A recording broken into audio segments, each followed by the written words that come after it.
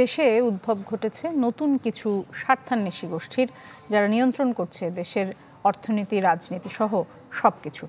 রাজধানীর ব্র্যাক ইনে ঢাকা ফোরামের আলোচনায় এমন মন্তব্য করেছেন বিশিষ্টজনেরা। তারা মনে করেন যে ক্ষমতা এককেন্দ্রিক হওয়ায় গণতন্ত্র এবং জবাবদিহিতা কমছে, সাথে দুর্নীতি বাড়ছে।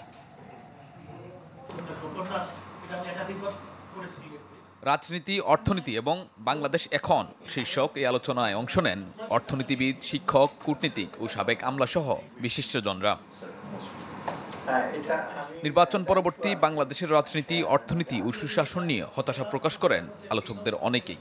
প্রখ্যাত অর্থনীতিবিদ ডক্টর দেবপ্রিয় ভট্টাচার্যের চোখে দেশে এখন কিছু স্বার্থান্বেষী গোষ্ঠীর উদ্ভব ঘটেছে, যাদের হাতে নিয়ন্ত্রণ এখনকার রাজনীতি আর অর্থনীতির, যেখানে স্বচ্ছতা, জবাবদিহিতা না থাকায় বাড়ছে দুর্নীতি।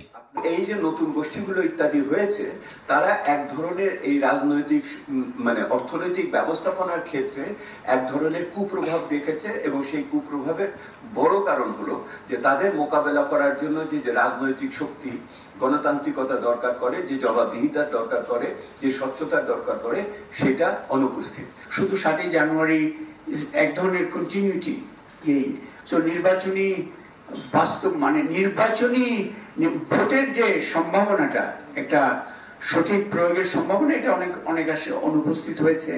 টিআইবি নির্বাহী পরিচালক সহ অন্য বক্তারা মনে করেন সবকিছু এখন ব্যবসায়ীদের কবজায়। এসবের বিরুদ্ধে প্রতিবাদ করতে গেলেও দেয়া হয় বাধা। পিপলের কোনো উপস্থিতি নাই, সব দূরে থাকুন। সেই জায়গায় হচ্ছে যে পলিটিক্যাল বিজনেস পলিটিক্যাল ব্যুরোক্রেসি যে নেক্সাসটা, যে পলিউশনটা, সেটা আগের তুলনায় স্ট্রঙ্গার হয়েছে, আরো স্ট্রঙ্গার হবে। বিদ্যুতের ভর্তুকির ৮১% ক্যাপাসিটি চার্জ, যেটা মোস্টলি অদক্ষতা এবং দুর্নীতির ফল। এটা যে ভোগ করতে হবে আমাকে, আপনাকে, সকলকেই। বক্তারা বলেন নির্বাচন বর্জনই একমাত্র সমাধান ছিল না, এর ফলে সংকট আরও ঘনীভূত হয়েছে। প্রশ্ন তোলেন বিরোধী দল ও নাগরিক সমাজের ভূমিকা নিয়েও। এই ইলেকশনটাই হচ্ছে ফাউন্ডেশন, এই ফাউন্ডেশন শেষ হয়ে গেছে দেখে আজকে আমাদের দেশে এত খারাপ অবস্থা। আমরা সবাই মিলে আসেন সিভিল সোসাইটি থেকে, ইলেকশন প্রক্রিয়াটাকে কিভাবে উদ্ধার করা যায়, প্রতিনিধিত্বশীল গণতন্ত্রের মাধ্যমে নাকি যে কোনোভাবে, এটা নিয়ে আমরা গভীরভাবে চিন্তা শুরু করি।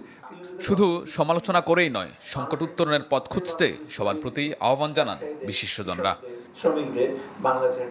শাহনেওয়াজ বাবলু, চ্যানেল 24, ঢাকা।